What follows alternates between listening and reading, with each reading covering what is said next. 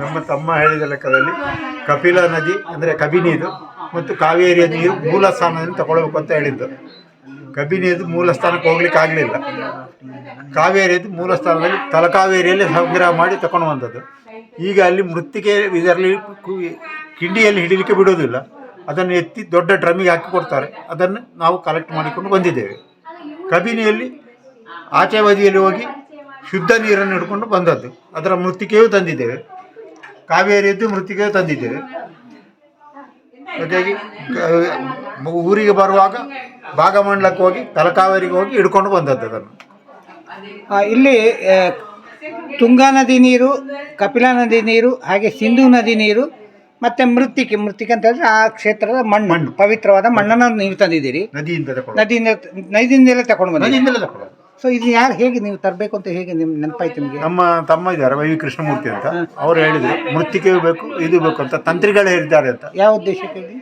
ಬ್ರಹ್ಮಕಲಶದ ನಮ್ಮ ಈ ದೇವಸ್ಥಾನದ ಏಕರ್ಕ ಸದಾಶಿವ ದೇವಸ್ಥಾನದ ಬ್ರಹ್ಮಕಲಶ ಆಗ್ತಾ ಇದೆ. ಅದರ ಉದ್ದೇಶಕ್ಕೆ ಬೇಕಾಗುತ್ತೆ ಸರ್ವ ನದಿ ನೀರು ಅಂತ. ಹಾಗಾಗಿ ಸಿಕ್ಕ ನದಿ ನೀರು ತಗೊಂಡು ಬಂದಿದ್ದೇವೆ. ಸೊ ಈಗ ಇಲ್ಲಿ ವಿಶೇಷವಾಗಿ ಸಿಂಧೂ ನದಿಯ ನೀರು ಒಂದು ಬಾಟ್ಲಿನಲ್ಲಿ ಸಂಗ್ರಹಿಸಿದ ಇಬ್ಬರು ನಮ್ಮ ಜೊತೆಗಿದ್ದಾರೆ. ಏನು ನಿಮ್ಮ ಹೆಸರೇನು ಹೇಳಿ? ನಮಸ್ತೆ. ನಾನು ಅಶ್ವಿನಿ ರಮಣ ಭಟ್ಟ. ನಾನು ಸುಹಾಸ್ ರಮಣ ಭಟ್ಟ.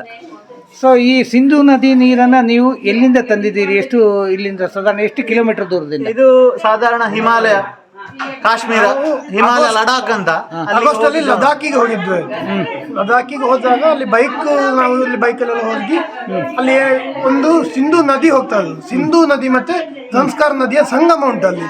ನಾವು ಆ ಸಂಗಮಕ್ಕೆ ಹೋಗ್ಲಿಕ್ಕೆ ಉಂಟು ಮೊದಲೇ ಪ್ಲಾನ್ ಮಾಡಿದ್ದೇವೆ. ಆಯ್ತು, ರಿವರ್ ರಾಫ್ಟಿಂಗ್ ಮಾಡುದಂತ ಮಾತಾಡಿದ್ವಿ ನಾವು. ಹಾಗೆ ರಿವರ್ ರಾಫ್ಟಿಂಗ್ ಮಾಡಿ ಬರುವಾಗ ನಾವು ಬೋಟ್ ಚಾಲಕರ ಹತ್ರ ಹೇಳಿದೆವು, ನಮಗೆ ಸಂಗಮಕ್ಕೆ ಹೋದ್ರೆ ನಾವು ಸ್ವಲ್ಪ ನೀರು ತಗೊಳ್ಬೇಕು ಅಂತ ಉಂಟು. ನಮ್ಮ ಒಂದು ಇದಕ್ಕೆ ಹೋಗ್ಬೇಕಾದ್ರೆ ನನ್ನ ಚಿಕ್ಕಪ್ಪ ಒಂದು ಸೂಚನೆ ಕೊಟ್ಟಿದ್ರು.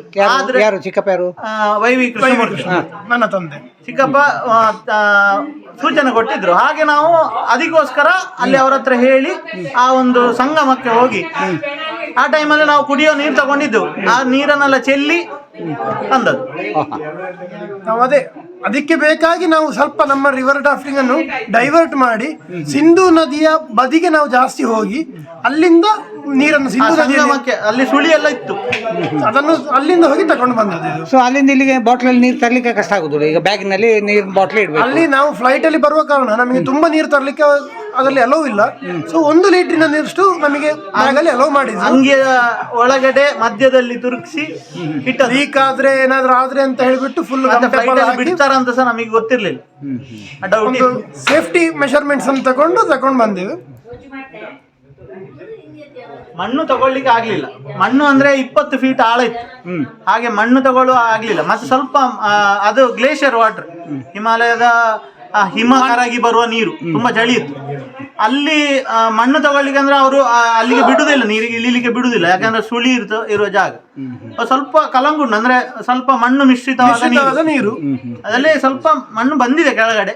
ಆದರೂ ಏತರ್ಕ ಸದಾಶಿವ ದೇವಸ್ಥಾನದ ಬ್ರಹ್ಮಕಲಶೋತ್ಸವದ ಸಂಕಲ್ಪ ಆಗಿ ಭಾರತದ ಪುಣ್ಯ ನದಿಗಳ ನೀರಿನ ಸಂಗ್ರಹದಲ್ಲಿ ಈ ಇಬ್ಬರು ಯುವಕರು ಬಹಳಷ್ಟು ಸಾಹಸ ಮಾಡಿ, ಬಹಳಷ್ಟು ಶ್ರದ್ಧೆಯಿಂದ, ಭಕ್ತಿಯಿಂದ ಆ ನೀರನ್ನು ಹಿಮಾಲಯದ ತುದಿಯಿಂದ ದಕ್ಷಿಣದ ಏತರ್ಕಕ್ಕೆ ತಂದಂತಹ ಇಬ್ಬರು ಯುವಕರು ನಮ್ಮ ಜೊತೆಗೆ ಇದ್ದಾರೆ.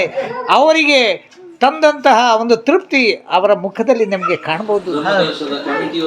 ಧನ್ಯವಾದ. ಅದೇ ರೀತಿ ಇವರು ತುಂಬಾ ಕೆಲಸ ಕೂಡ ಒಂದು ಅಚ್ಚುಕಟ್ಟಾಗಿ ನಿರ್ವಹಿಸ್ತಾ ಇದ್ದಾರೆ. ಹಾಗಾಗಿ